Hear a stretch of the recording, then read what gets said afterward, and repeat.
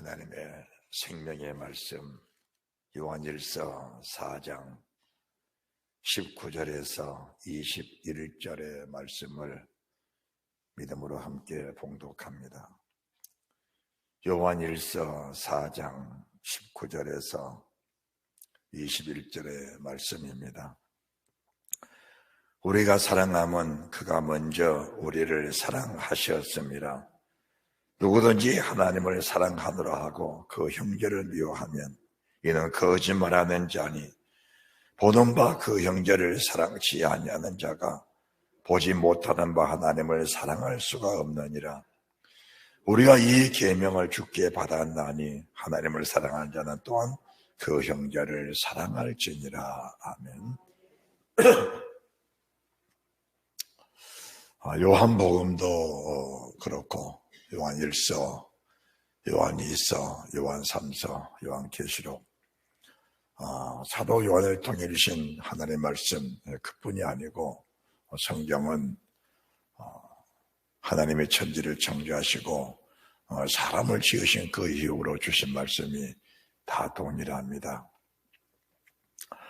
우리가 요한일서를 쭉 보면서 사랑에 대한 중요성이 얼마나 귀하고 얼마나 값진지 저희들은 잘 알았습니다.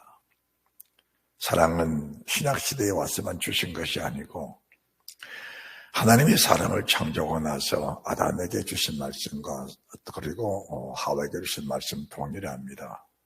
그들을 통해 사람이 세상에 태어났을 때에도 가인에게 아벨에게 동일한 말씀을 주신 겁니다. 그래서 이 사랑의 계명은 일적부터 있었던 태초부터 있던 그런 계명을 천리 만물이 무태서부터 드러나면서부터 이 계명이 시작이 되었다라고 하면서 이 계명은 세상 끝날까지 영원 불변하다라는 것을 말씀해 드립니다.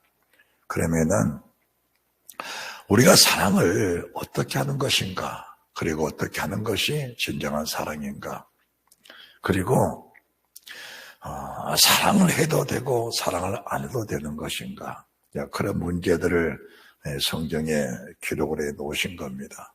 특별히 우리가 하나님을 사랑하고 이웃을 사랑하지 않아도 괜찮은 것인가, 그걸 말씀해 주신 겁니다.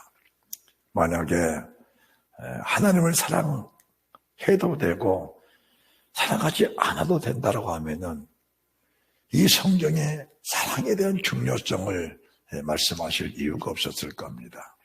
그리고 우리가 사람을 사랑할 때에도 우리에게 잘해주는 사람, 우리 가족, 좋은 친구들, 좋은 이웃들, 좋은 벗들만 사랑한다면은 특별히 성경에 사랑에 대해서 강조할 이유가 없을 겁니다.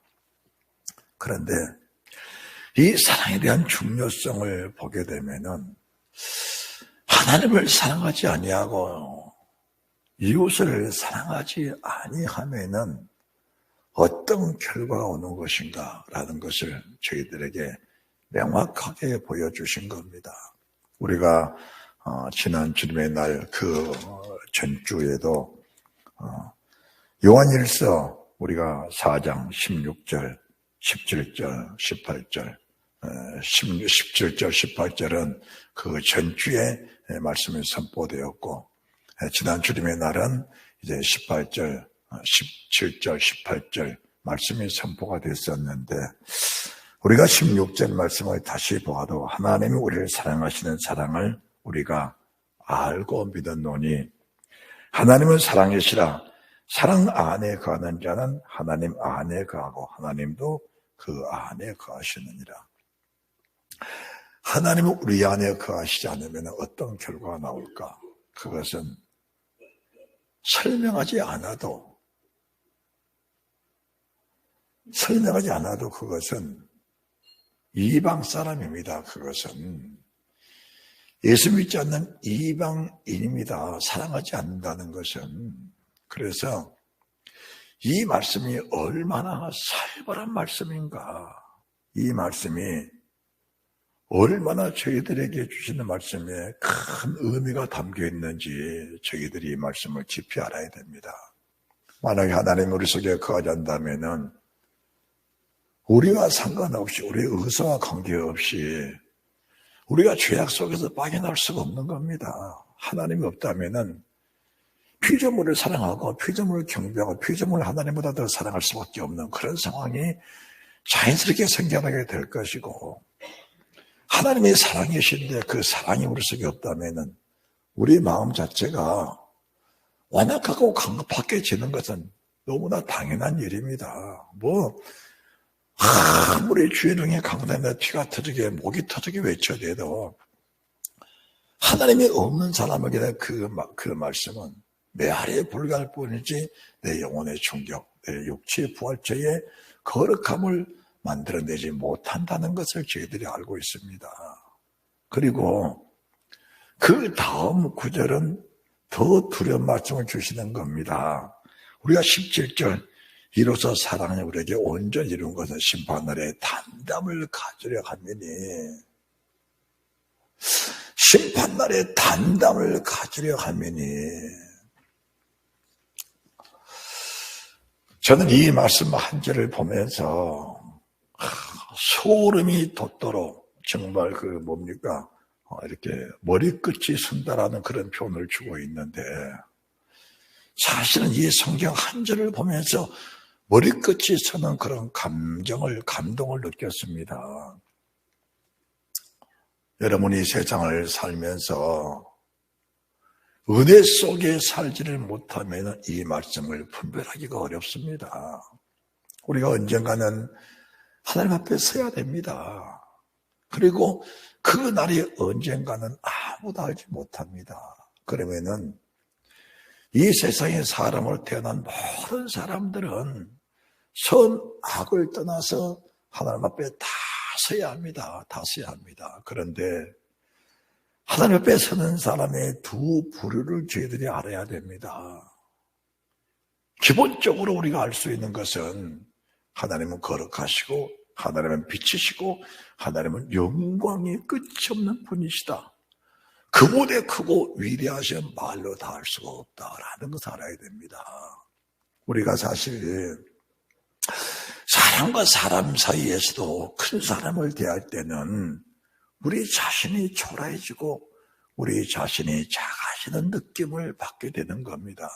사람과 사람 사이에서도 신분이 높고 나를 다스린 사람 앞에 설 때는 내 자신이 작아지고 내 자신이 낮아지는 것을 보게 되면서 그 사람 앞에서는 머리를 숙여지는 그런 결과가 나오게 되는 겁니다. 그런데 우리 하나님이 얼마나 크신 분이냐. 하늘은 하나님의 보좌요, 땅은 하나님의 발등상이다.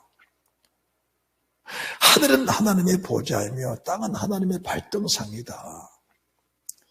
이 한 가지 사실이 정말로 믿어진다면은 이 세상에 어떤 사람도 하늘 앞에 설 자는 아무도 없는 겁니다. 이 세상에 하늘 앞에 서서 내가 나라고, 내가 증명주라고, 내가 누구라고 이렇게 말할 사람은 세상에 아무도 없는 겁니다. 그래서 영이 밝은 사람들, 하나님과 교제하고 교통하는 모든 사람들, 하나님의 사랑 모세를 비롯해서 수많은 믿음의 선지자들, 하나님의 사랑 사도들, 우리 주님을 섬기는 모습을 보게 되면은 늘 자기 자신을 가르쳐서 먼지보다 티끌보다 못한 자로 고백을 하면서 벌레요, 짐승이요, 사람이 아닌 모습으로 하나님 앞에 그렇게 고백을 한 겁니다. 감히 하나님 앞에 나갈 수 없는 그런 사람으로 고백을 한 겁니다. 그러면은 정말 하나님 앞에 나갈 수 있는 길이 없는 것인가? 그건 아닙니다. 그건 아니고 우리 아버지가 사람을 아버지가 지으셨기 때문에 그 사랑 많으신 아버지, 은혜가 풍성하신 아버지, 그 누구도 멸망당하는 것을 정말 보지 못하시는 그 하나님, 그래서 독생자를 보내시면서까지 우리를 구원하기 원하시는 그 하나님의 사랑을 우리가 알면은 그 사랑의 공급을 받고 그 사랑의 감동을 받고 그 사랑에 취하는 사람들은 하나님 앞에 나아갈 때 마치 대통령 손자가 임금의 손자가 그 많은 문무 대신들 영의정 좌우 있는 그 대신들 왕의 무서 벌벌 떨고 있는데 조그마한 손자가 들어와서 왕의 수염을 잡고 흔들면서 하다보지 하면 그 왕은 그 손주를 향하여 껄껄껄껄껄껄 웃는 겁니다.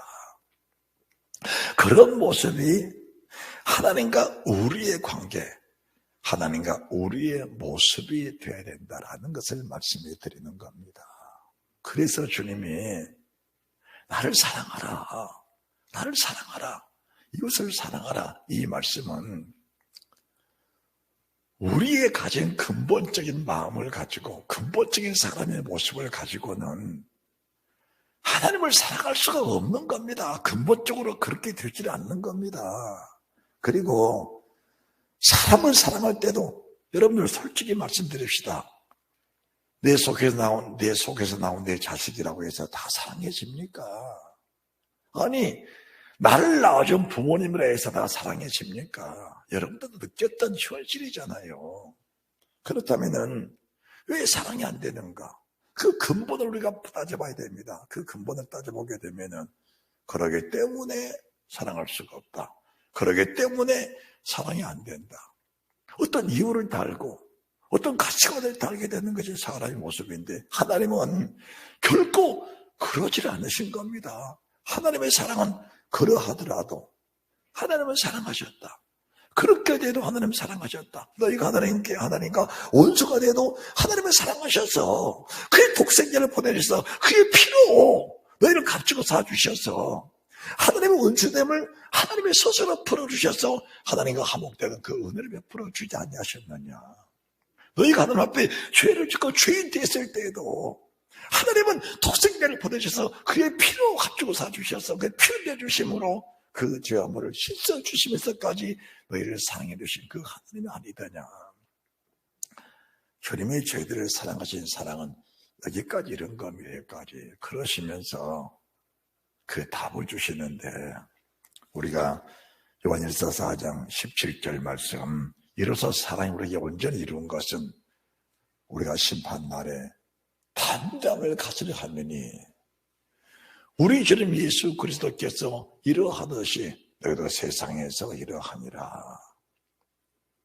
너희가 우리 주님의 이런 모습을 보면서 너희도 세상에서 이런 사람이다. 이 말씀이 무슨 말씀인가? 우리 주님이 이런 상황 속에서 나를 사랑해 주시고 저런 상황 속에서 나를 사랑해 주셨는데 너희도 우리 주님과 동일한 모습으로 그런 주님의 사람, 주님의 은혜, 주님의 영광, 주님의 형상, 주님의 영, 그 영이 우리 속에 오셔서 우리 주님과 동일한 사람으로 되는 자체가 바로 하나님의 사랑이요, 하나님의 사람이요, 심판날에 우리 주님이 십자가에 영원히 떠나갔을 때 그 영혼이 주님 보좌 앞에 다 함께 나갈 수 있는 그 은혜처럼 우리 주님이 승천하실 때에도 하나님의 천군 천사를 보내셔서 우리 주님을 그대로 육전에 끌어올리셔서 우리 주님 보좌 앞에 그대로 가게 하신 것처럼 우리가 사실 주님과 동일한 모습으로 승천하고 주님과 동일한 모습으로 그 것은 아버지 보좌 앞에 그대로 나가는 그 길이 있다는 것을 말씀해 주신 겁니다.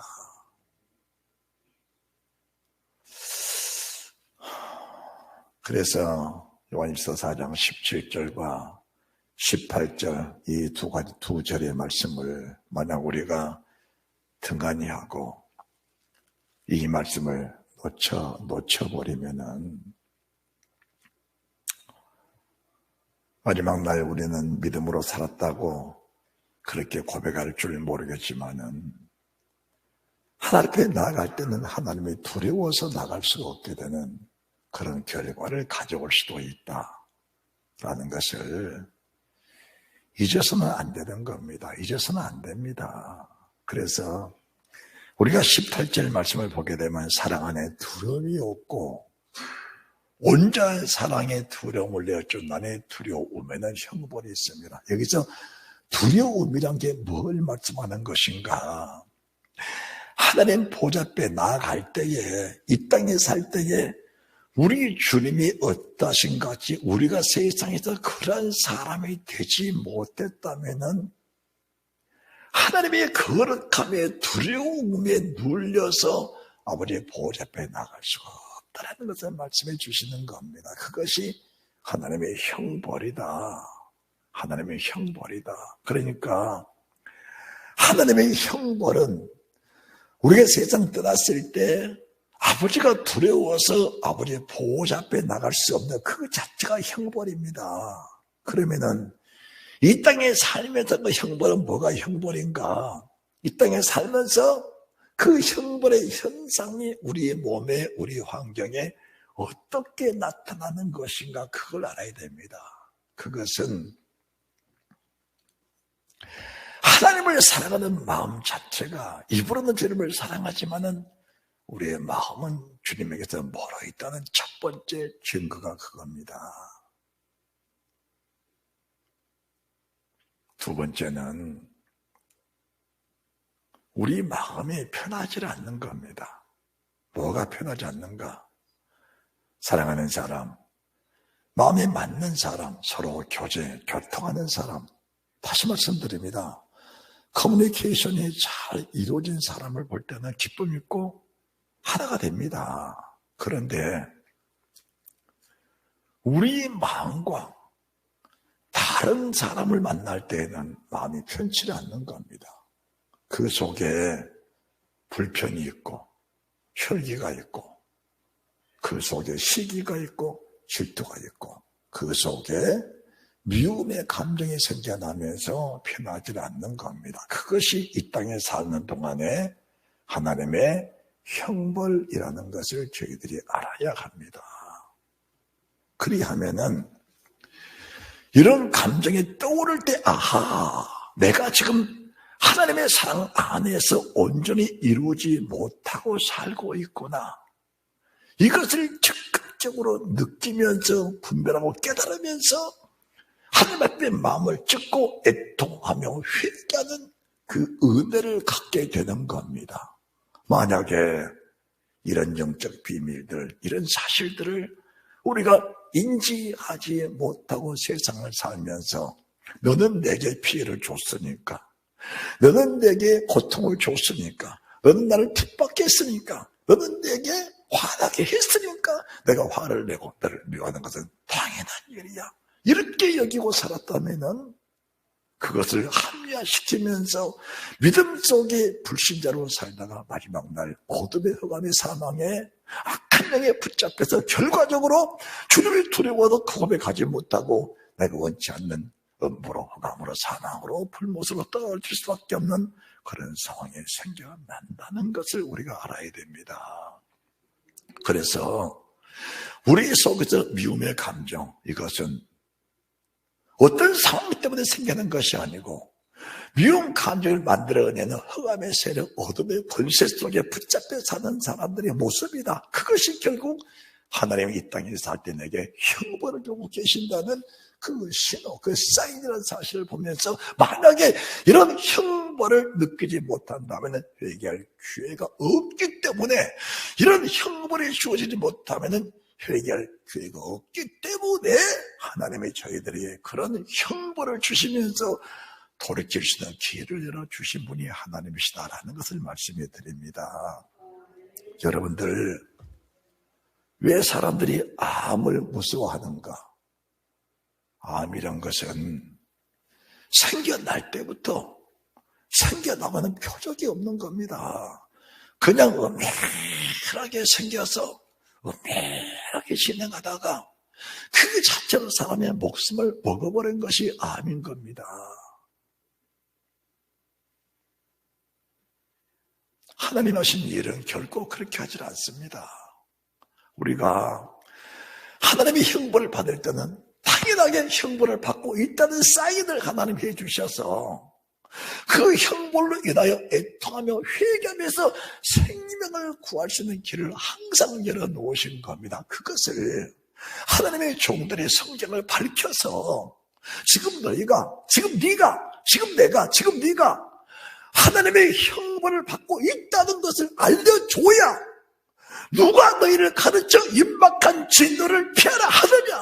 그러므로 회개했던 연배를 맺고라는 그 말씀이 우리 속에 깊은 충격이 돼야, 아, 나는 지금까지 이런 일이 자연스러운 현상을 알았는데 그것이 하나님의 형벌이었구나라는 걸 깨닫게 될 때, 주님을 사모하고 주를 경외하고 주를 신뢰하는 사람들은 하나님 말씀은 반드시 그대로 될 줄 믿고 지금 이통 회개하면서 돌이켜지는데, 교만한 영입니다. 악한 영입니다. 하나님의 말씀과 하나님의 은혜보다 더 깊은 더 큰 악한 영의 세력에 붙잡혀 있는 사람들은 자기의 형벌 자체를 정당화시키면서 모든 책임을 상대방에게 돌려버리는 그런 결과를 가져오게 되는 겁니다. 여러분들, 시간의 예배가 얼마나 중요한지 알아야 됩니다.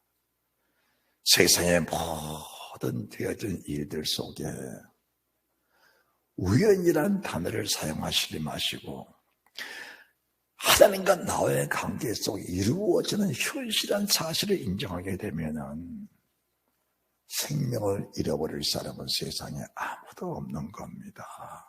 아무도 없습니다. 사랑 안에 두려움이 없고 주님과 나와 하나인데 우리 주님이 어떠신 것 같지? 세상에 우리가 그렇게 돼 있는데 무슨 두려움이 있겠습니까? 하나님의 사랑이 우리 속에 온전하면은 본디오 빌라도 같은 그런 큰 권세 있는 자가 너를 죽인다고 해도 우리 주님은 하나님의 사랑, 하나님의 생명 속에 다 쌓여있기 때문에 그 자체가 두려움이 아닌 겁니다. 대제사장들이, 장로들이, 서기관들이 우리 주님을 죽이려고 죽일 수 있는 죄의 목을 세상 모든 죄의 목을 낱낱이 끌어다가 주님께 다 뒤집어 씌운 겁니다. 그러면은 정상적인 사람이라면은 살기 위해서 자기를 변호하고 상대방을 대적하면서 네가 죽을 사람이지 내가 죽을 사람이냐라고 변호를 할 겁니다. 그리고 변론을 할 겁니다. 그리고 살기 위해서 몸부림을 칠 겁니다. 우리 주님은 세상에 태어나시면서부터 보라, 세상 죄를 지고 가는 하나님의 어린 양이로다. 우리는 세상에 태어나면서부터 근본적으로 누군가가 말씀을 깨우쳐 줘야 됩니다.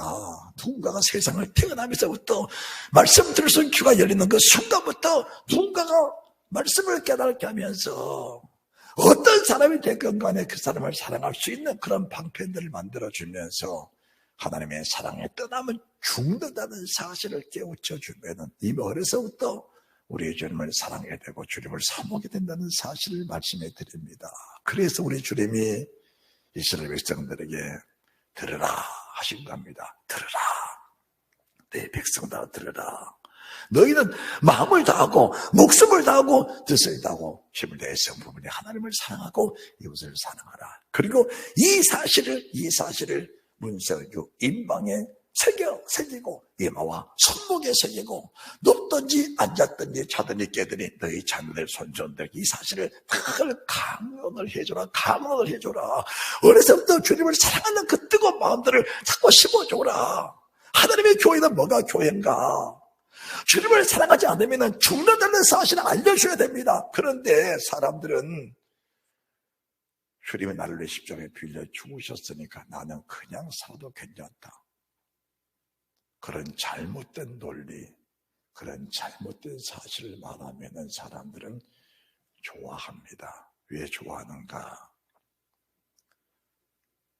거저 받았다는 은혜, 아무 행위 없이 받았다는 그 은혜. 오늘 우리 장로님이 기도해 주셨는데, 우리 주님이 흘리신 보혈은 내가 보혈을 흘렸으니까 너는 죄를 줘도 괜찮다, 그게 아닙니다. 죄가 얼마나 무섭고 죄가 얼마나 혹독한 대가를 치러야 되는 것인가를 저희들에게 보여주신 겁니다. 우리가 요한일서 4장 17절 말씀도 우리 주님이 어떠신 것 같이 너희도 세상에서 그러하니라, 이 한마디 말씀만 보아도 우리가 그뿐입니까? 베드로전서 2장 21절에 주님의 자취를 따라와라. 우리 주님 육체로 하셨던 그 일들을 저희 나타내 주시며 하신 그 말씀들이 저희들 속에 늘 살아 역사해야 된다는 사실을 믿으시기 바랍니다. 자, 그러시면서 이제 여러분들이 요한일서 2장 다시 보십시오. 요한일서 2장 9절 말씀을 제가 봉독해 드릴게요. 요한일서 2장 9절. 빛 가운데 있다 하며 그 형제를 미워하는 자는 지금까지 어두운 가운데 있는 자요. 빛 가운데 있다 하면서 그 형제를 미워하는 자는 지금까지 어두운 가운데 있는 자요. 주님의 나라는 어둠과 빛으로 나눕니다. 빛은 주님의 보좌고 어둠은 사단의 집단들입니다. 이 말씀을 가볍게 보지 마시기 바랍니다. 이 말씀은 생명과 사망의 말씀입니다. 이 땅에는 축복과 저주의 말씀이지요. 그러시면서 10절, 그의 형제를 사랑한 자는 빛 가운데 거함이 거하여 그 자기 속에 거리낌이 없으나, 누가 어떤 짓을 해도 내가 빛 가운데 살면 거리낌이 없는 겁니다. 다시 말씀드립니다. 보복심리가 없어지는 겁니다. 따라합시다. 보복심리. 보복심리. 이 보복심리가 내 속에서 사라져버린 겁니다. 하나님의 형벌이 무엇인가? 언젠가는 네가 나에 걸리면 난 너를 용서치 않겠다. 그게 하나님 내게 주신 형벌이라는 사실을 알아야 됩니다. 네가 그렇게 했으니까 나도 마땅히 너에게 그렇게 하겠다. 그런다면은 나와 주님과는 상관없는 삶을 살고 있다라고 보면 맞는 겁니다. 네가 그렇게 했으니까 나도 그렇게 하겠다는 것은 우리 주님과 나와 상관이 없는 삶을 사는 것. 그래서 사랑이 없으면은 하나님은 네 속에 안 계신다는 것을 우리가 인정해야 되는 겁니다. 얼마나 무서운 말씀이에요. 그래서 사랑해도 되고 사랑하지 않아도 되는 것이 아니고, 사랑은 인간으로 태어난 사랑은 필수 조건입니다. 필수 조건이거든요. 그러니까 우리가 사랑하지 못한다는 것은 하나님의 신이 우리 속에 없다는 증거인데, 하나님의 신이 없으면 어떻게 되겠어요, 그게? 이렇게 끔찍한 말씀을 주셔도 여러분들이 주를 사모지 않다면은, 그리고 사랑이라는 것은 주님이 공부하신 힘으로 사랑이 되는 건데, 그 사랑을 사모하지 않는다면 하나님이 공급해 주시겠냐는 것을 말씀해 드리는 겁니다. 하나님은 걸어가신 분이신데 사모하지 않는 사람들에게 아무리 좋은 것도 강제로 주시지는 않는다라는 것을 여러분들에게 명확하게 말씀해 드립니다. 천국이 아무리 좋고 주의 보혈이 아무리 값져도 보혈을 사모하지 않고 천국을 사모하지 않는 사람들에게 그의 나라를 주신 적은 없다라는 것을 말씀해 드리는 겁니다. 그러시면서 요한일서 3장 17절, 누가 이 세상 재물을 가지고 형제의 궁평을 보고도 도와줄 마음을 막으면 하나님의 사랑이 어찌 그 속에 거할까 보냐.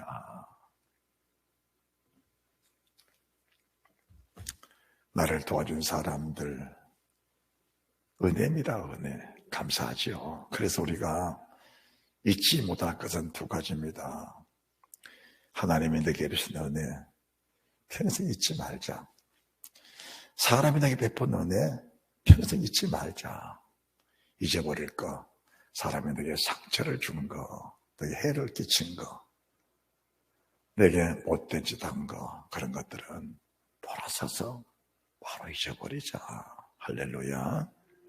돌아서 나서도 바로 잊어버리자. 그리고 얼굴을 대할 때 잊어버렸으니까, 좋은 감정만 있으니까. 왜? 하나님의 사랑이 내 속에 있으니까. 우리가 하나님 앞에 계명을 범할 때 주님의 나를 범하고 살인을 하고 간음을 하고 도둑질을 하고 거짓말하고 별짓 다 할 때 우리 주 앞에 나와서 주님 잘못했습니다, 용서해 주십시오. 오늘도 7번도 내가 실수를 했습니다. 오늘도 하나님 앞에 490번을 실수했습니다. 그리고 490번을 고백합니다. 그때 주님은 490번의 잘못을 다 잊어버리시고 하나님의 사랑만 저희들에게 베풀어 주신 분이 하나님이라는 사실입니다. 이 감정을 가지고, 이 은혜를 갖고 세상을 살아가야 우리 속에 평안이 있고 기쁨이 있고 하나님의 공급하신 능력이 우리 속에 발전하게 되는 겁니다. 그런데 그렇지 못하면, 우리 속에 나쁜 감정을 가지고 있으면 우리 속이 편하지 않기 때문에 그 자체가 하나님의 징계요, 하나님의 채찍이라는 사실을 알아야 됩니다. 사람들은 매를 맞는 것만 채찍인 줄 압니다. 병 드는 것만 채찍인 줄 압니다. 그것은 한참 지난 채찍이고, 마음에 불안을 주고 마음에 고통을 주고 마음에 미움을 주고 마음에 시가 질투를 주고 마음에 불안전한 감정을 주는 그 자체가 이미 형벌인데, 형벌을 줘도 깨닫지 못하고 형벌을 회개하지 않고 돌이키지 않으니까 결과적으로는 병으로, 재물로, 자녀들로, 앞길이 막힘으로 더 큰 징계로, 더 큰 채찍으로 내 속에 다가오게 된다라는 것을 알아야 됩니다. 그러니까 우리에게 현상적인 어떤 현실이 나타났을 때 그 자체를 회개해야 되는데 그 자체를 회개하지 않으니까 하나님이 더 큰 징계를 주시면서 깨닫고 회개하고 돌이킬 때까지 하나님의 징계와 채찍을 내리시는 그 증거가 내 몸에 나타나기 시작할 때, 그것은 하나님의 징계가 많이 나타나고 있다는 것을 보게 되는 겁니다. 그것은 다시 말씀드려서 하나님의 사랑이 내게, 하나님의 은혜가 내게 많이 나타나고 있다, 이렇게 표현해야 맞는 겁니다. 하나님은 너를 지극히 사랑하시기 때문에 그 사랑의 표현력이 나타나는 것이다. 나는 너를 절대로 어둠 속에 내버릴 수가 없다. 난 너를 절대로 사탄의 지배 안에 놔둘 수가 없다. 난 내가 절대로 지옥 가는 걸 난 그냥 보고 있을 수 없다. 그래서 하나님이 우리 속에 시가 질투 주셨고 분노가 혈기도 주셨고 미운 감정 주셨는데, 미운 감정도 주셨는데 그 미운 감정들을 해결하지 못하고 살아가니까 그것이 결국 내 속에서 병이 돼버렸다. 옛날에 사람들이 화병이라고 하는데, 화병이 뭔가, 그것이 불신의 죄악이다라는 것을 보게 됩니다. 불면증, 악한 불신의 병입니다. 왜 불면증이 생겼을까? 하나님의 징계, 하나님의 채찍의 증거인데 그걸 회개하지 않으니까 불면증이 남아. 그 불면증이 진행하다 보니까 오장육부가 녹아지는, 오장육부에 병들어 버리고 그 결과적으로 사람이 무너져가는 그런 결과를 가져오게 되는 겁니다. 그게 다 하나님의 사랑의 징계라는 것을 저희들이 알아야 됩니다. 왜 하나님이 바리새인들의 교훈을 싫어하셨는가? 우리가 오늘 누가 이 세상 재물을 가지고 형제 궁핍함을 보고도 도와줄 마음을 막으면 어찌 하나님의 사랑이 그 속에 거할까 보냐, 이렇게 말씀했잖아요. 여러분들이 마가복음 7장을 보시기 바랍니다. 마가복음 7장 5절.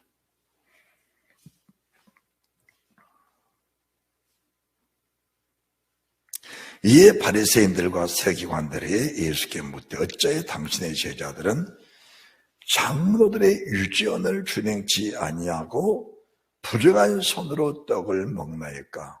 가라사대 이사야가 너희 외식한 자에 대하여 잘 예언되다 기록하시되 이 백성이 입술은 나를 존경하되 마음은 내게서 멀도다. 사람의 계명으로 교훈을 삼아 가르치니 나를 헛되이 경배하는도다 하였느니라. 너희가 하나님의 계명을 버리고 사람의 유전을 지키느니라.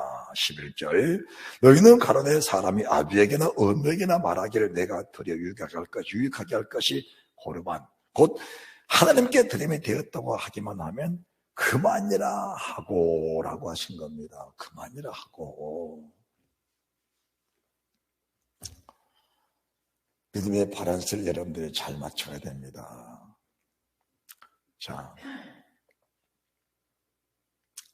주님이 우리 속에 거하시고 주님의 사랑이 우리 안에 거하시면은 우리는 주님의 사람입니다. 그렇죠? 주님의 사람은 주님이 안에 계신 분이에요. 내가 어디 가든지 목사라고 합니다. 목사라는 신분이 밝혀지면은 첫째, 물질로 저는 희생을 합니다. 두 번째, 몸으로 희생을 합니다. 몸으로 섬겨드립니다. 왜?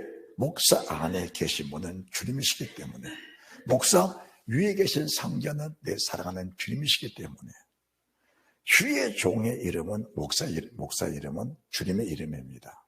그래서 내가 목사는 신분이 밝혀지지 않을 때는 내가 돈을 움츠릴 수도 있고 물질을 움켜쥘 수도 있습니다. 그러나 이방 사람 앞에서라도 내가 목사는 신분이 밝혀지면 지갑을 열어야 합니다. 지갑을 열어야 돼요. 돈이 중요한 것이 아니고 나를 위해 피 흘려주신 예수 그분의 이름이 너무 귀하고 너무 중요하기 때문에 물질을 헐어서 아무도 알지 못하는 그 사람이 내가 목사란 이름으로 인하여 단돈 1,000원, 10,000원이라도 혜택을 받았을 때 그 혜택 받은 만큼의 영광은 주님 몫으로 돌아온다라는 것을 알아야 됩니다. 그러면은 우리 주님은 영광을 받으셨으면 반드시 그 영광이 천배 만배 증폭되게 하셔서 내게 되돌려 주시는 그 은혜가 있다는 사실입니다. 그래서 늘 마음에 부요함입니다. 재물의 욕심들이 내 속에서 떠나가 버리고 소의 욕심이 내 속에서 떠나가 버리기 때문에 그만큼 삶의 자유함과 평안과 은혜가 넘쳐난다. 그리고 그 속에는 형통이 있고 그 속에는 반드시 하나님의 부와 지혜와 능력과 걷는 곳에 영원한 생명 약속, 하나님의 사랑의 공급, 은혜의 공급함이 멈추지를 않는다는 것을 말씀해 드리는 겁니다. 그런데 내가 목사라 하면서 상대방에게 물질에 대해 피해를 주고 인색하게 되면은 내 안에 계신 주님이 그만큼 작아진다라는 것을 말씀해 드리는 겁니다. 세상에 돈이 아깝지 않은 사람은 아무도 없습니다. 그러나 돈을 사랑하면 일만하게 버리라. 너희가 하나님과 재물을 겸하여 섬길 수 없느니라.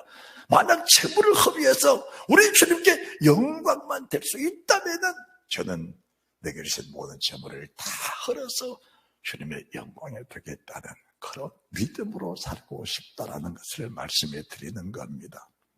거기에는 희생이 따르고 거기에는 수고가 따르고 거기에는 인내가 따르고 거기에는 여러 가지 불이익이 따른다 할지라도 내 속에 계신 주님, 내 위에 계신 주님의 영광만 된다면 나는 그 영광 속에 마음껏 내 자신을 투자해드리고 싶다라는 것을 말씀해 드리는 겁니다. 그래서 평생의 소원이 아버지 앞에 드리는 뜨거운 눈물, 뜨거운 열정이 멈추지 않게 하시고 세상 떠날 때 순교의 피를 들여 하나님께 원한 영광만 될 수 있다면 그보다 더 큰 기대는 없다라는 것을 말씀에 올려드립니다. 여러분들, 그것은 사람의 기본적인 생각으로 되어진 것이 아닙니다. 모든 것이 하나님의 은혜입니다. 여기 서 있는 사람 속에는 여러분들이 7장 20절 말씀 보시기 바랍니다. 또 가라사대 사람에게서 나오는 그것이 사람을 더럽게 하느니라. 속에서 곧 사람의 마음에서 나오는 것은 악한 생각. 첫 번째가 악한 생각입니다. 여기 있는 사람이 악한 생각에 매여서 멈추지를 않고 있는 사실을 내가 인정을 합니다. 그래서 하나님 이 악한 생각을 내 힘으로 떨칠 수가 있겠습니까? 악한 생각을 떨치려고 하면 떨치려고 할수록 그 악한 생각은 나를 쥐어짜고 쥐어뜯고 깊이 파고들어 악한 생각이 악한 생각으로 더 큰 악한 생각으로 더 진보해서 나를 결국은 어둠 속에 흑암 속에 사망 속으로 끌고 들어가고야 말 것입니다. 첫 번째가 악한 생각입니다. 그런데 여기서 있는 사람 악한 생각 속에서 자유로울 수가 없다라는 것을 말씀해 드리는 겁니다. 그것은 주님의 은혜가 아니고는 하나님의 사랑이 아니고는 그분에게 주신 희생의 대가가 아니고는 이 악한 생각을 내게다 떨쳐버릴 수가 없다라는 것을 말씀해 드립니다. 그리고 악한 생각이 들어올 때는 그 자체가 이미 내게는 큰 육신의 고통입니다. 큰 생각의 고통입니다. 이 고통은 아버지가 내게 주신 진들입니다. 회개하라고 주신 진들입니다. 그런 상황 때문에 악한 생각이 나는 것이냐? 그건 내게 주신 하나님의 진들입니다. 그 하나님을 사랑하는 마음이 결렬된 상태라는 사실을 인정하면서 이 악한 생각으로 인하여 그 자체를 애통하며 회개할 수 있는 그런 은혜의 사람이 되어야 된다라는 것을 말씀해 드리는 겁니다.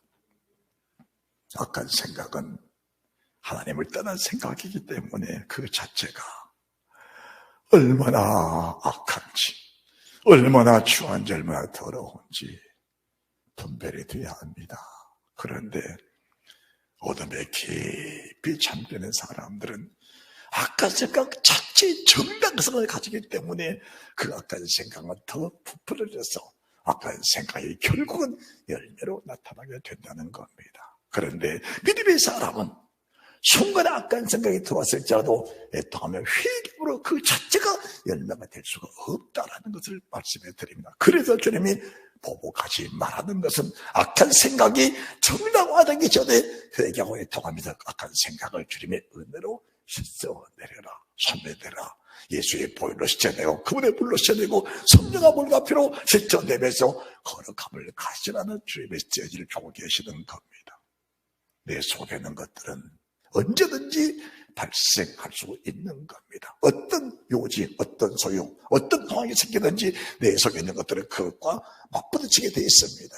그리고 거기는 반드시 성령 하나님, 진리 하나님이 내 속에 동반되어 오신다는 사실을 말씀해 드리면서 아까 생각을 죄는 나를 도우시는 주님, 그 생각을 떨쳐내리신 능력의 주님이 내 속에 항상 함께 계시기 때문에 악한 생각이 떠오를 땐 지금 내가 악한 생각을 가지고 있구나라는 것을 분별시켜 주신 분이 주님이시다. 이것이 분별 안 되는 사람 자체가 너희 속에 사랑이 없느냐? 사랑이 없는 사람은 하나님이 그 속에 아니 계시느니라. 이 말씀과 일치하다라는 것을 말씀해 드리는 겁니다. 악한 생각 속에는 뭐가 있는가? 음란이 있습니다. 음란. 도적질이 있고 살인이 있고 미움입니다. 가는, 탐욕, 악독, 속임, 음탕, 헐기는 눈, 회방, 교만, 광패. 이 모든 것들이 세상 모든 사람 속에는 다 존재하고 있는 겁니다. 왜 그러는가? 아담으로부터 받았던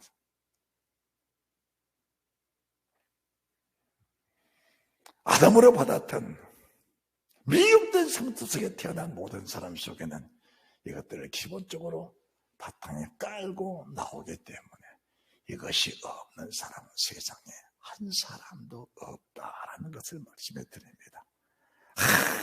아무리 은혜를 받아도, 아무리 성령을 조금만 해도 이런 것들은 사건이 붙을 때마다 내 속에 떠오르게 되는데, 떠오를 때마다 뭐가 중요한가? 떠오를 때마다 우리는 생명의 말씀, 영원한 말씀에 계시기 때문에 떠오름을 인정하고 인식하면서 그들을 잡아내 끄집어내 그걸 회개하고 돌이킬 수 있는 그런 능력이 우리 속에 항상 함께 계신다는 사실을 말씀해 드리는 겁니다. 이것이 없으면 아무도 주를 보지 못하리라. 그러므로 모든 사람과 더불어 화평함과 거룩함을 쫓으라. 이것이 없이는 아무도 주를 보지 못하리라. 아무도 주를 보지 못하리라. 아무도 주를 보지 못한다고 해도 깨닫고 돌이킬 수 없다면 하나님도 어찌할 수 없다라는 것을 말씀해 올립니다.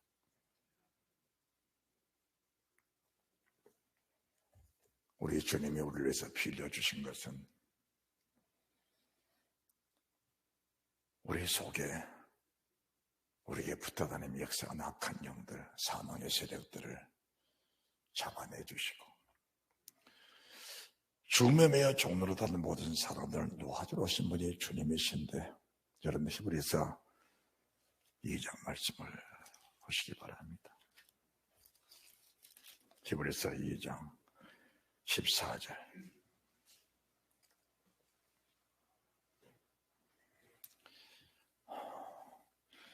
자녀들은 혈육에 함께 속하였음에 그도 또한 한 모양으로 혈육에 함께 속하시면.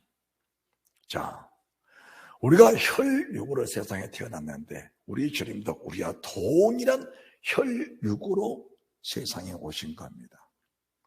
우리가 동일한 혈육으로 세상에 태어났는데 우리 주님도 동일한 혈육으로 세상에 태어난 겁니다. 그러면 우리 주님도 우리와 동일한 혈육이 있는 사람에게는 사망의 세력이 항상 그 속에 존재하고 있다라는 것을 말씀해 드립니다.